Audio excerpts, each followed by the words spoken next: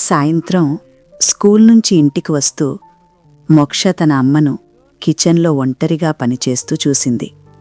అమ్మ అలసిపోయి కూడా నవ్వుతూ ఉండేది. ఒకరోజు మోక్ష గమనించింది. అమ్మ పాత మొబైల్ ఫోన్ పనిచేయడం లేదు. స్క్రీన్ పగిలిపోయింది. అమ్మ ఎవరికీ చెప్పకుండా అలాగే వాడుతోంది.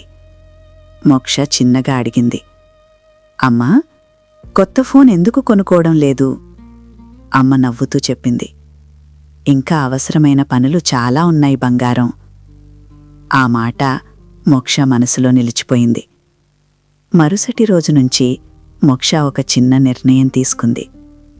స్కూల్లో లభించే చిన్న చిల్లర డబ్బు, పండుగలో వచ్చిన గిఫ్ట్ మనీ అన్నీ ఒక చిన్న బాక్స్లో వేసుకోవడం ప్రారంభించింది.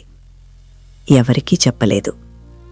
ప్రతిరోజు ఆ బాక్స్ తెరిచి లెక్క పెట్టేది. కొంచెం కొంచెంగా డబ్బు పెరిగింది. ఒకరోజు అమ్మ పుట్టినరోజొచ్చింది. మోక్ష తన బాక్స్ తీసుకుని అమ్మ ముందుంచింది. అమ్మా, ఇది నీకోసం అంది. అమ్మ ఆశ్చర్యంగా బాక్స్ తెరిచింది. అందులో చిన్నగా సేకరించిన డబ్బు. మోక్ష మెల్లగా చెప్పింది, ఇది కొత్త ఫోన్ కొనడానికి సరిపోదేమో, కానీ నేను కూడా సహాయం చేయాలనుకున్నాను. అమ్మ కళ్ళలో నీళ్లు మిరిశాయి. ఆమె మోక్షను గట్టిగా కౌగిలించుకుంది. నాకిప్పుడు కొత్త ఫోన్ అవసరం లేదు బంగారం, నీలాంటి హృదయం ఉన్న కూతురుండడం చాలు అంది.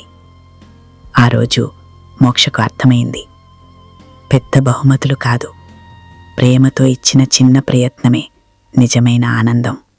మీరు చివరిదాకా చూసారంటే మా వీడియో నచ్చింది అనుకుంటున్నా. ఇలాంటివి మరిన్ని కావాలి అంటే మా ఛానల్ని సబ్స్క్రైబ్ చేసి ఒక లైక్ చేయండి.